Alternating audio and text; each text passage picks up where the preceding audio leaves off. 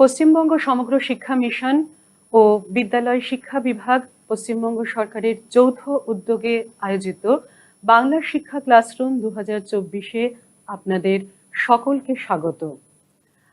আজকের বিষয় নবম শ্রেণীর ভূগোলের চতুর্থ অধ্যায় ভূমিরূপ গঠনকারী প্রক্রিয়া ও পৃথিবীর বিভিন্ন ভূমিরূপ। এই অধ্যায়ের আগ্নেয় পর্বত, ক্ষয়জাত পর্বত ও মানব জীবনে পর্বতের প্রভাব এই নিয়ে আলোচনা করব। আমি সুদেষ্ণা রায়, ভূগোলের সহকারী শিক্ষিকা, Banipith girls higher secondary school, Kolkata. প্রিয় ছাত্রছাত্রীরা, তোমরা পৃথিবীকে দেখেছ পৃথিবীর ওপর থেকে, কিন্তু যদি আমরা পৃথিবীকে পৃথিবীর বাইরে থেকে দেখি তাহলে দেখতে পাবো যে পৃথিবীর ওপরে কোথাও উঁচু, কোথাও নিচু, কোথাও ঢেউ খেলানো। পৃথিবীর এই বিভিন্ন যে রূপ তাকেই আমরা বলবো ভূমিরূপ। তোমরা এখন স্ক্রিনে যে ছবিটা দেখতে পাচ্ছ, যে ছবিটা দেখতে পাবে এখন, সেটি হলো পৃথিবীর বাইরে থেকে দেখা পৃথিবীর রূপ।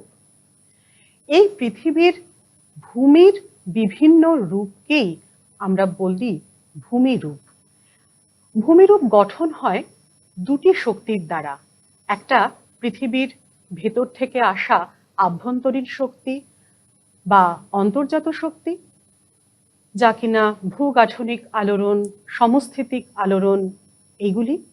আর আরেকটি হচ্ছে পৃথিবীর বাইরে থেকে যে নদী, বায়ু, হিমবাহ, আবহবিকার এই যে কাজগুলি হয়, এই কাজের দ্বারা গঠিত হয় ভূমির বিভিন্ন আকৃতি বা বিভিন্ন রূপ।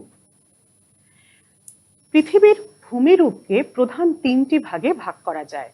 একটি হলো পর্বত, একটি হলো মালভূমি এবং আরেকটি হলো সমভূমি। এই পর্বত, মালভূমি এবং সমভূমিকেই পৃথিবীর প্রধান তিনটি ভূমিরূপ বলা হয়। আমরা আজকে আলোচনা করব এই তিনটি ভূমিরূপের মধ্যে পর্বত যে ভূমিরূপ, সেই পর্বতের আবার চারটি প্রকার রয়েছে: ভঙ্গিল পর্বত, স্তূপ পর্বত, আগ্নেয় পর্বত এবং ক্ষয়জাত পর্বত। আগ্নেয় পর্বত ও ক্ষয়জাত পর্বত আমাদের আজকের আলোচনার মূল বিষয়। তোমাদের আজকে আমরা শুরুতেই একটা ছোট্ট দুটো ভিডিও দেখাবো। খুব ভালো করে ভিডিওটা দেখো। দেখো, এই যে ভিডিওটা এখন চলছে, এখানে দেখো কতগুলো আগুনের গোলা যেন একদম লাফিয়ে লাফিয়ে বেরিয়ে আসছে। আর এই যে অংশটা, এই অংশে দেখো এখানেও আগুনের গোলা নিচ থেকে বেরিয়ে আসছে এবং তারপর সেটা ধীরে ধীরে চারিদিকে ছড়িয়ে পড়ছে। তোমরা জানো যে পৃথিবীর যে অভ্যন্তর ভাগ, সেইখানে তাকে তিনটে ভাগে আমরা ভাগ করতে পারি। একদম উপরের যে অংশ সেটা হলো শিলামণ্ডল, তার পরে রয়েছে গুরুমণ্ডল এবং তার তলায় রয়েছে কেন্দ্রমণ্ডল। গুরুমণ্ডল অর্থাৎ ম্যান্টেল যে অংশটা, সেই অংশে রয়েছে বিভিন্ন খনিজ পদার্থ, যেমন chromium, nickel, magnesium, manganese, iron, silica. ওই গুরুমণ্ডলের গভীরতায় প্রচন্ড তাপে এইগুলি সান্দ্র বা গলিত অবস্থায় থাকে। আর এরা পরস্পরের মধ্যে বিভিন্ন রাসায়নিক বিক্রিয়া করে। এই যে রাসায়নিক বিক্রিয়াগুলো করছে, তার ফলে তৈরি হয় পরিচলন স্রোত। একটা শক্তি তৈরি হয় এবং সেই শক্তি পরিচলন স্রোত রূপে প্রবাহিত হয়। এই পরিচলন স্রোত এসে ধাক্কা দেয় শিলামণ্ডলের নিচের অংশে, যে অংশটি মূলত অ্যাস্থেনোস্ফিয়ার নামে পরিচিত। এবং এই অ্যাস্থেনোস্ফিয়ারের ওপরে থাকে পাত। পাত একটি কাল্পনিক বিষয়। মনে করা হয় যে এই পাতের ওপরেই আমাদের শিলামণ্ডলের বিভিন্ন মহাদেশ ও মহাসাগরগুলি অবস্থান করছে। যদি তোমরা এই ছবিটাকে আরো ভালোভাবে খেয়াল করো তাহলে দেখতে পাবে যে পরিচলন স্রোতটা যখন এখানে এসে ধাক্কা মারছে তখন দেখো পাতগুলো পরস্পর সরে যাচ্ছে, পাতগুলো বিপরীত দিকে, পরস্পরের বিপরীত দিকে সরে যায়, অর্থাৎ এদের মাঝখানে তখন একটা ফাঁক তৈরি হয়ে যায়, যেমন দেখো এখানে তৈরি হয়েছে। এই ফাঁক তৈরি হয়ে যাওয়ার ফলে, অর্থাৎ এই যে পরস্পরের বিপরীত দিকে পাতগুলো সরে গেল, পাতের প্রতিসারী চলন ঘটলো, তখন ওই নিচের থেকে উঠে আসা যে পরিচলন স্রোত সেগুলি কি করে, সেগুলি ওই বিভিন্ন যে খনিজ পদার্থের যে একটা মিশ্রণ তৈরি হয় যাকে আমরা বলতে পারি ম্যাগমা, সেই ম্যাগমাকে শিলামণ্ডলের ভেতর দিয়ে নিয়ে এসে প্রচন্ড শক্তিতে ও বাইরে বেরিয়ে আসে, যেমন দেখো এখানে হয়েছে। এমনকি সমুদ্রের মধ্যেও এগুলি সেখান থেকেও বেরিয়ে আসতে পারে। এই যে বেরিয়ে আসার ঘটনা, এই বেরিয়ে আসার ঘটনাকে আমরা কতগুলো নাম দিই। একে আমরা বলতে পারি অগ্নুৎপাত, যখন সেটা ভূপৃষ্ঠের বাইরে বেরিয়ে চলে আসছে। অগ্নুৎপাতকে যদি আমরা ভাঙি শব্দটাকে, তাহলে হচ্ছে কি অগ্নি, উৎ এবং পতন, অর্থাৎ আগুন বা আগুনজাত পদার্থ গুরুমণ্ডল থেকে শিলামণ্ডল হয়ে ভূপৃষ্ঠের বাইরে উঠে আসছে।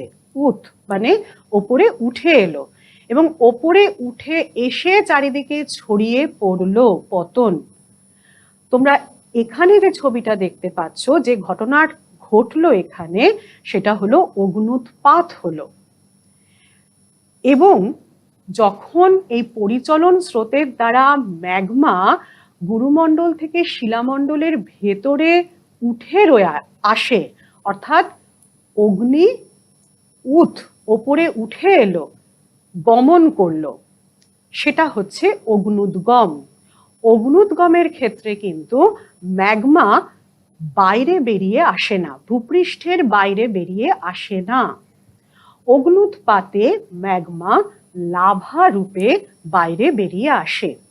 আর তোমরা যে ভিডিওটা দেখেছিলে যেখানে আগুনের গোলা ভূপৃষ্ঠের বাইরে একদম ফোয়ারার মতন ছড়িয়ে পড়ছে, সেটি হলো আগ্নেয়োচ্ছ্বাস, অর্থাৎ ফোয়ারার মতন যেন আগুনের গোলা বা ম্যাগমা সে যেন ভূপৃষ্ঠের বাইরে এসে ছড়িয়ে পড়ছে।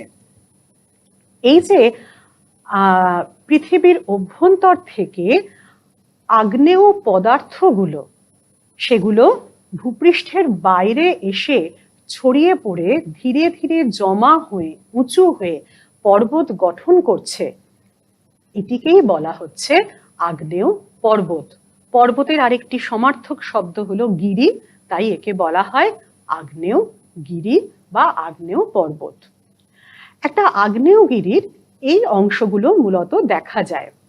একদম নিচে দেখো আছে ম্যাগমা চেম্বার, অর্থাৎ গুরুমণ্ডলের সেই অংশটা যেইখানে বিভিন্ন খনিজ পদার্থগুলো পারস্পরিক রাসায়নিক বিক্রিয়া করে একসাথে ম্যাগমা গঠন করছে। সেই ম্যাগমা পরিচলন স্রোতের দ্বারা শক্তির প্রভাবে, পরিচলন যে শক্তি তার প্রভাবে উপরে উঠে আসছে।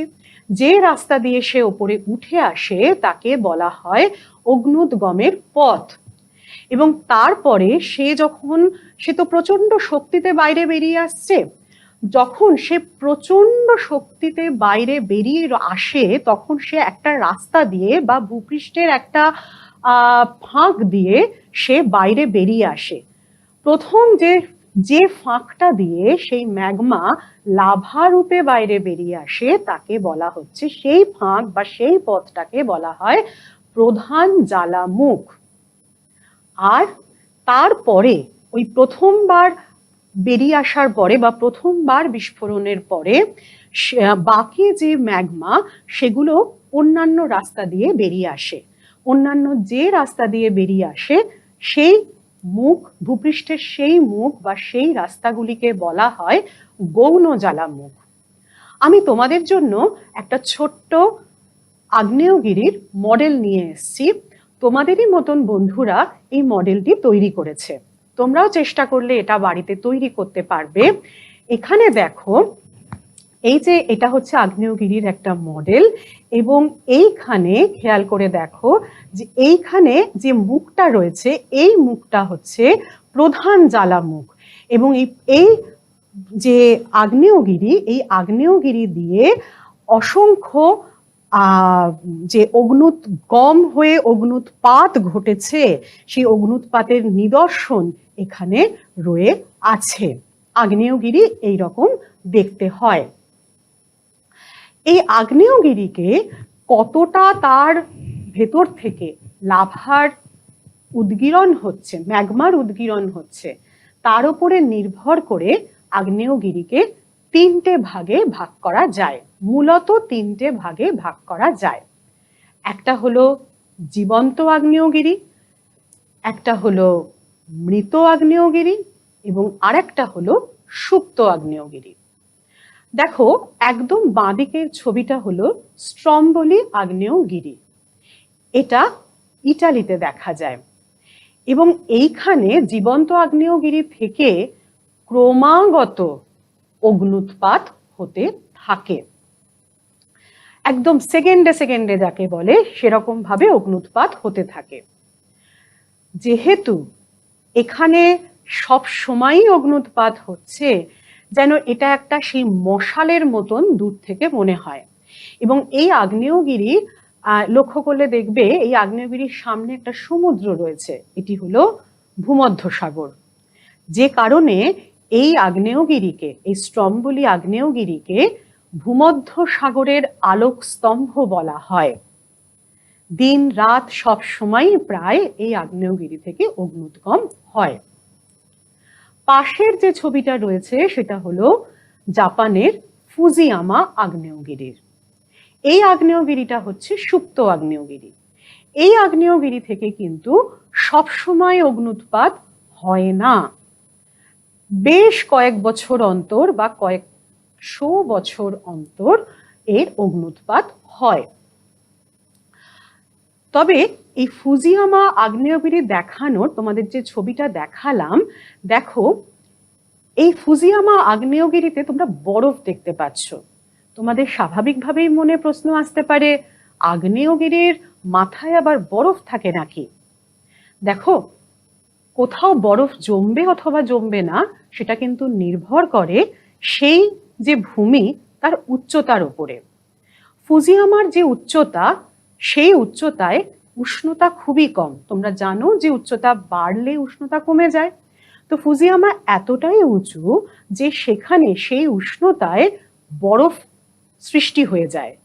ফলে ফুজিয়ামার মাথায় যখন কিনা অগ্নুৎপাত ঘটে না, তখন কিন্তু বরফ দেখা যায়, বিশেষত শীতকালে তো বটেই। আর যখন অগ্নুৎপাত হয়, তখন সেই লাভার প্রভাবে, তার তাপের জন্য এই বরফগুলো আস্তে আস্তে তখন গলতে শুরু করে। কি অদ্ভুত সুন্দর একটা জিনিস না? এরপরে দেখো, যে আগ্নেয়গিরিটা দেখতে পাচ্ছ সেটা হচ্ছে নারকন্দাম। নারকন্দাম আমাদের খুব কাছেই অবস্থিত। নারকন্দাম আগ্নেয়গিরি আমাদের যে আন্দামান নিকোবর দ্বীপপুঞ্জ, সেইখানে অবস্থিত। যে সাগরটা তোমরা দেখতে পাচ্ছ, এটি হলো আমাদের অতি পরিচিত বঙ্গোপসাগর। এই নারকন্দাম যে আগ্নেয়গিরি, সেটা হলো মৃত আগ্নেয়গিরি। মৃত আগ্নেয়গিরির ক্ষেত্রে অগ্নুৎপাত বহু বছর আগে হয়ে গেছে, এবং খুব কাছাকাছি সময়ে হওয়ার কোনো সম্ভাবনাও আর থাকে না। এই জীবন্ত আগ্নেয়গিরি, সুপ্ত আগ্নেয়গিরি, মৃত আগ্নেয়গিরি, এগুলি শ্রেণীবিভাগ করা হয় মূলত অগ্নুৎপাতের যে ফ্রিকোয়েন্সি, সেইটার উপরে নির্ভর করে। পৃথিবীতে যদি আমরা প্রশান্ত মহাসাগরীয় অঞ্চলে যাই, তখন আমরা দেখতে পাবো ঠিক এই রকম প্রশান্ত মহাসাগরকে ঘিরে একটা আগ্নেয় বলয় দেখা যাবে।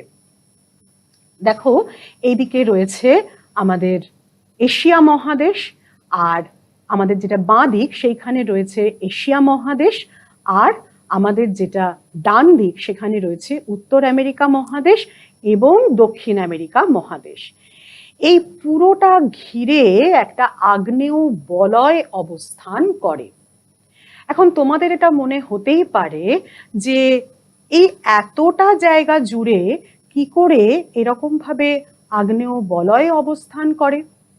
অর্থাৎ এই জায়গায় যে পাত দেখা যায় সেটা হলো প্রতিসারী পাত, অর্থাৎ একটি পাত আরেকটি পাতের দিকে সরে যাচ্ছে এবং তার ফলে এই জায়গাটাতে অগ্ন্যুৎপাত, অগ্ন্যুদ্গম ইত্যাদি ঘটনাগুলো ঘটছে, যে কারণে জাপানকে বলা হয় ভূমিকম্পের দেশ। জাপানে কিন্তু বছরে বেশ কয়েকবার ভূমিকম্প হয় এবং রিক্টার স্কেলে এর মাত্রা গড়ে 3 থেকে 4 এরকম থাকে। আগ্নেয় পর্বত তো হলো। এবার দেখো যে পর্বতটা আমরা এখানে একটা পর্বতের আমরা ছবি পাচ্ছি, এই পর্বতটা ভঙ্গিল পর্বত হতে পারে, এই পর্বতটা স্তূপ পর্বত হতে পারে, এই পর্বতটা আগ্নেয় পর্বতও হতে পারে।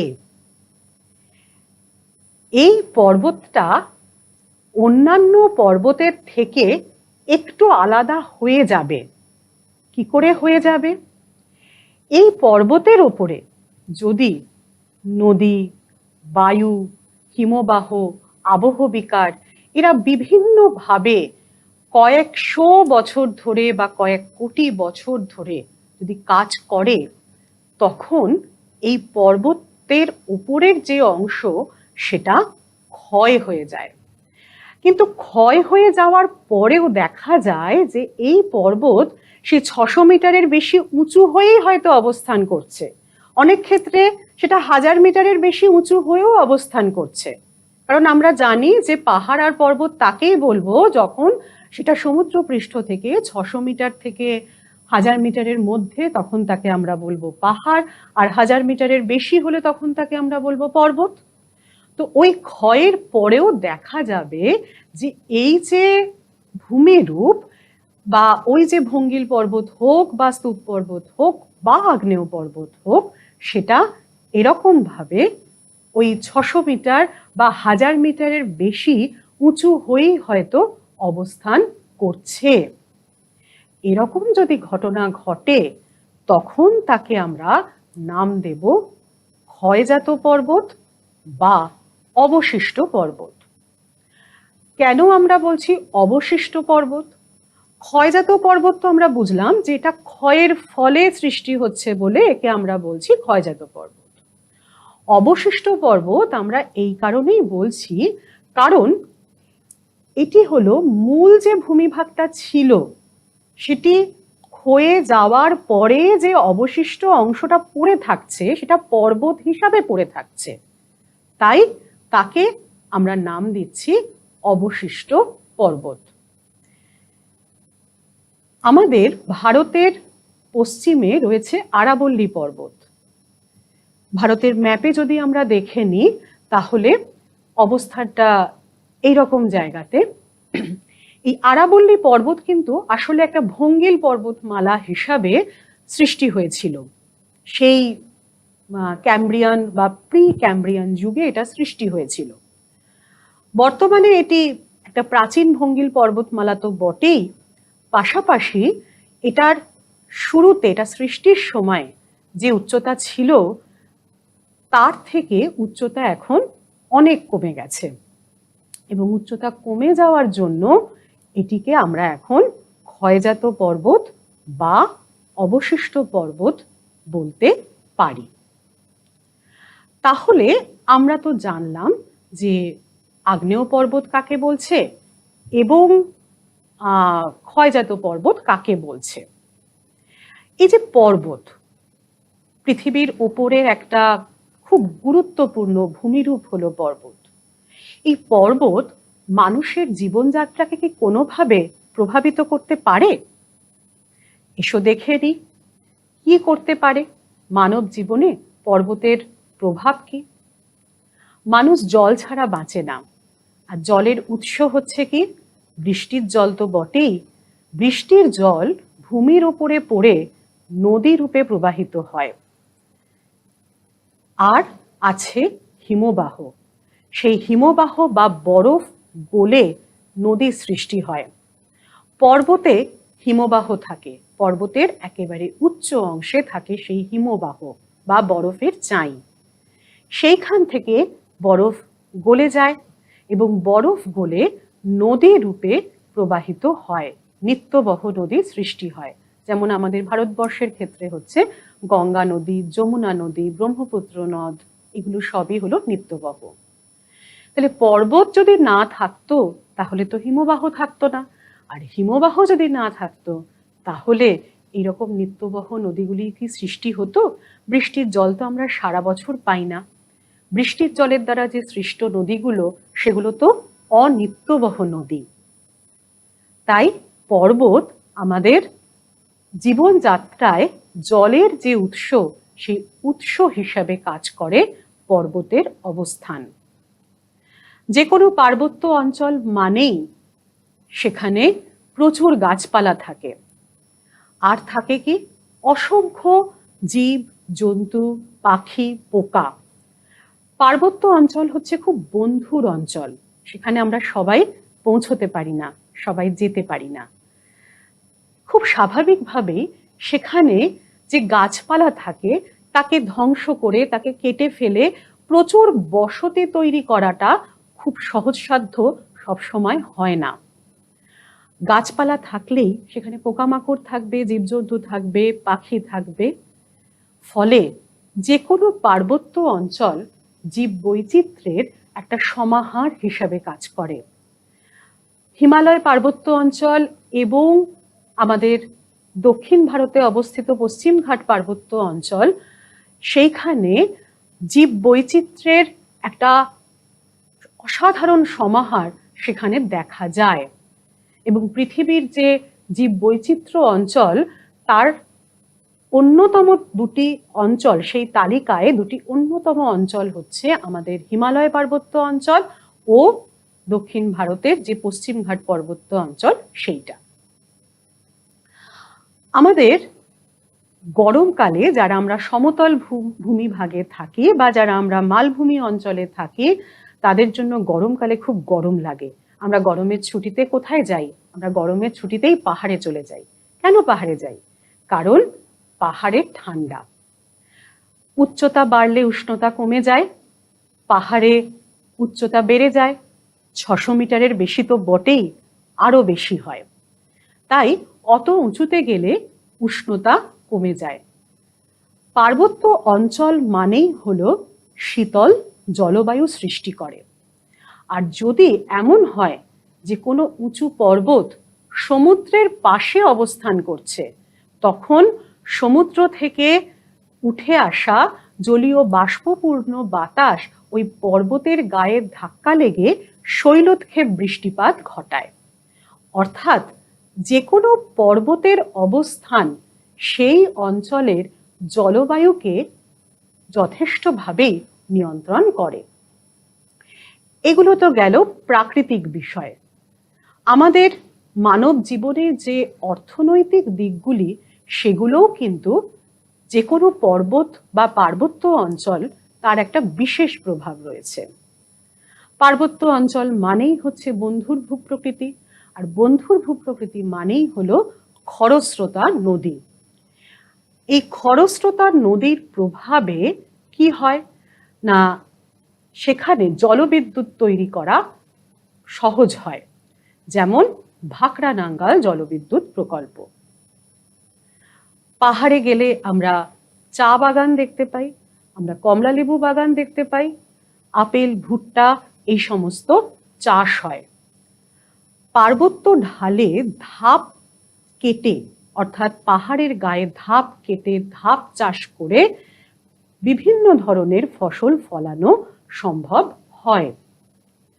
অর্থাৎ এই যে পার্বত্য অঞ্চল, এই পার্বত্য অঞ্চল কিন্তু কৃষি কাজের ক্ষেত্রেও একটা বিশেষ ভূমিকা নেয়। এমনকি যে বাগিচা কৃষি অর্থাৎ ছোট ছোট জমির জোত তৈরি করে সেই জমিতে চাষ করা, সেটাও কিন্তু এই পার্বত্য অঞ্চলেই ঘটে থাকে। শিল্প, ধরো এই যে বিভিন্ন যে কৃষিকাজগুলো হচ্ছে, এই কৃষিকাজের উপরে নির্ভর করে বিভিন্ন রকমের শিল্প তৈরি হয়। যেমন চা চাষের উপরে নির্ভর করে চা শিল্প হচ্ছে। আপেল যে চাষ হচ্ছে, শুধুমাত্র কিন্তু আপেলকে আমরা ফল হিসাবে খাচ্ছি না, আপেলের থেকে আপেলের রস অর্থাৎ ফ্রুট জুস তোমরা যেগুলো খাও সেগুলোও তৈরি হচ্ছে। এইগুলোর আধার কিন্তু ওই পার্বত্য অঞ্চল। এছাড়া পর্বতে ঘুরতে যাওয়া তো আছেই, তাই পর্বতের ওপরে নির্ভর করে পর্যটন শিল্প একটা বিশালভাবে গড়ে উঠেছে। আর রয়েছে পার্বত্য অঞ্চলের বিভিন্ন যে জনজাতি, যে আদিবাসী যে জাতিগুলো, তাদের তৈরি করা বিভিন্ন কুটির শিল্পের সমাহার। তবে আমাদের একটা কথা কিন্তু মনে রাখতে হবে, পর্বত আমাদের অনেক কিছু দেয়, কিন্তু পর্বতকেও আমাদের খুব যত্ন করে আগলে রাখতে হবে। আমরা পার্বত্য অঞ্চলে রাস্তা কেটে ঘরবাড়ি বানাচ্ছি, ভূমিকে যেমন তেমন করে খুশি করে কেটে সেখানে রাস্তা বানাচ্ছি। কিন্তু তোমরা দেখেছো যে এই যে পর্বত গঠন, সেটা ভঙ্গিল পর্বত হোক, স্তূপ পর্বত হোক, আগ্নেয় পর্বত হোক, এর প্রত্যেকটার পেছনে কিছু পদ্ধতি রয়েছে, কিছু ধাপ রয়েছে। এগুলি হলো প্রাকৃতিক পদ্ধতি। আমরা আমাদের মতন করে যদি রাস্তা কেটে ঘর বানিয়ে পর্বতের যে রূপ, স্বাভাবিক ভূমির যে রূপ, তাকে যদি নষ্ট করে ফেলি, তাহলে পর্বতের ভারসাম্য নষ্ট হয়ে যাবে। তখন কিন্তু ভূমি ধস সৃষ্টি হবে, বিভিন্ন বিপর্যয় আসবে। তাই এই প্রকৃতির সৃষ্টি যে ভূমির যে স্বাভাবিক রূপ, প্রকৃতি তাকে যেভাবে দিয়েছেন, আমরা তাকে সেইভাবেই কিন্তু তাকে আমরা যত্ন করে রাখব। এই হবে আমাদের অঙ্গীকার। সুতরাং তোমরা নিশ্চয়ই আজকের যে ক্লাস, সেই ক্লাসে কিভাবে আগ্নেয় পর্বত সৃষ্টি হলো এবং কিভাবে ক্ষয়জাত পর্বত সৃষ্টি হলো এবং তারপরে মানব জীবনে পর্বতের যে প্রভাবগুলো, সেগুলো বিস্তারিতভাবে বুঝতে পেরেছ। তোমরা যেখানে ঘুরতে যাবে, সেখানে গিয়ে সেই পর্বতগুলোকে ভালো করে দেখলে পরে তোমাদের এই পড়ার বই বা এই শোনা কথার সাথে সেই জায়গাগুলোকেও কিন্তু মিলিয়ে দেখতে পারবে। সকলে ভালো থেকো। আজকের ক্লাস এই পর্যন্তই।